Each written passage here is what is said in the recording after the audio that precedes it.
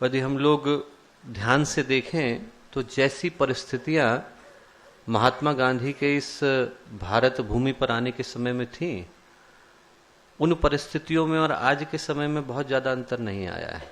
ये ठीक बात है कि हम लोग भौगोलिक स्वतंत्रता को, राष्ट्रीय स्वाधीनता को प्राप्त कर चुके हैं, पर अभी नैतिक स्वाधीनता, सांस्कृतिक स्वाधीनता, आत्मिक स्वाधीनता, उसको प्राप्त करने के लिए युद्ध को करना भी शेष है।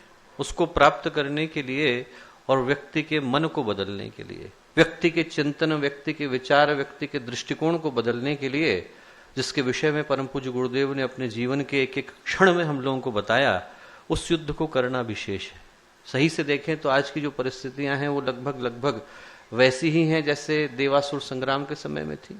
अंधकार के जाने की और देवत्व के आगमन की व्यवस्था परम पूज्य गुरुदेव ने कहा कि आज के दिनों में बन रही है।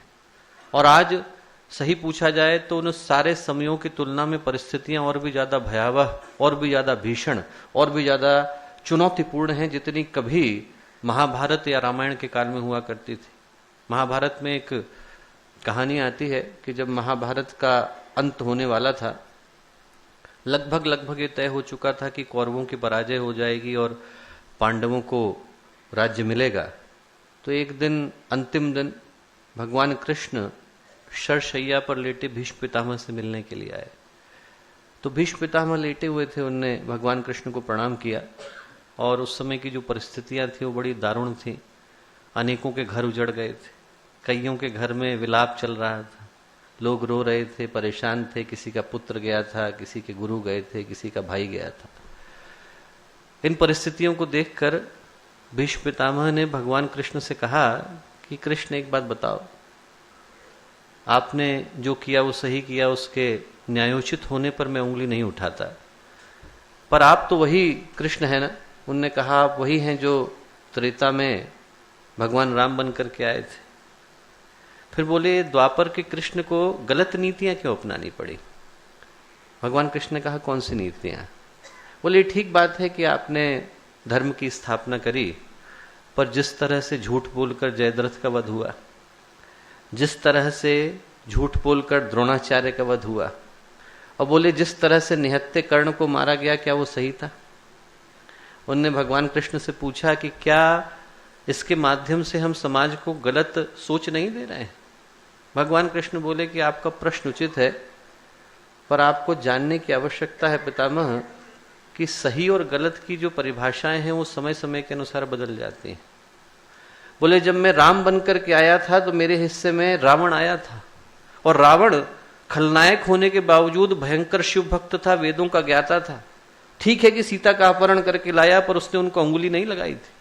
बोले उसी के परिवार में मंदोदरी की तरह की विदुषी महिलाएं जन्म लेती थी, उसका भाई विभीषण था, उसका भाई कुंभकर्ण संत की तरह से था। बोले उस युग में जब मैं आया था तो मेरे सामने बाली था, और बाली की पत्नी विदुषी महिला थी, और बाली का पुत्र अंगद मेरे साथ लड़ा करता था। बोले वो समय धर्म का समय था। और बोले आज की जब परिस्थितियां हैं तो मेरे हिस्से में दुर्योधन, दुशासन और शकुनी आए। मुझे अपनी परिभाषाओं को बदलने की आवश्यकता है। दोस्तों, भगवान राम के हिस्से में रावण आया, भगवान कृष्ण के हिस्से में दुर्योधन और दुशासन आए, हमारे हिस्से में तो वो भी नहीं आए।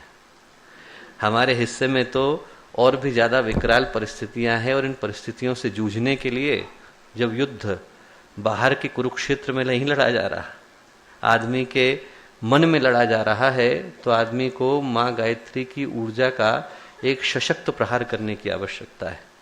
इसमें मात्र एक व्यक्ति की जिम्मेवारी नहीं होती, इसमें सारे समाज की जिम्मेवारी होती है। और आज जब हम यहाँ पर महाकाल के घोंसले में एक दिव्य ऊर्जा के संरक्षण में यहाँ पर उपस्थित हैं, तो एक गंभीर संकल्प को यहाँ से लेकर के जाने की आवश्यकता है कि जिन माँ गायत्री की शिक्षाओं को, संदेशों को हम लोग सुनते हैं, महसूस करते हैं, उनके माध्यम से एक ऐसी संकल्प की ऊर्जा को लेकर के यहाँ से जाएं कि समाज का अंधकार उसके आगे टिक न सके। ऐसा समझ लें कि जैसे यहाँ पर आग जल रही है और लोगों के दिलों में दीपक जला जला करके भेजा जा रहा है, पर बाहर आंधी चल रही है तो वो दीपक थोड़ी दूर चलता है और बुझ जाता है, पर उस दीपक को बराबर जलाए रखने के लिए निरंतर प्रयासों की आवश्यकता है कि जब यहाँ व्यक्ति आए, लेकर के जाए और वापस उस स्थान पर पहुंचे तो उसका दीपक बुझे नहीं, बल्कि वो मशाल की तरह धू धू करके जले। ऐसा करने के लिए दोस्तों एक अद्भुत संकल्प को जन्म देने की आवश्यकता है। इस परिसर में घुसते ही आदमी का मन, आदमी का चिंतन बदल जाते हैं, पर वापस लौटते ही जो समाज की हवा है वो आदमी को कहीं और ले जाती है। उस समय जो आग हमने यहाँ से पाई है, जो चिंगारी हमने यहाँ से पाई है, वो दावानल की तरह से जले और समाज को निरंतर प्रकाश दे। ये देने के लिए एक संकल्प की ऊर्जा को जन्म देने की आवश्यकता है। हमारे YouTube चैनल को सब्सक्राइब करें और बेल आइकन को दबाएं ताकि आपको नोटिफिकेशंस मिलते रहें।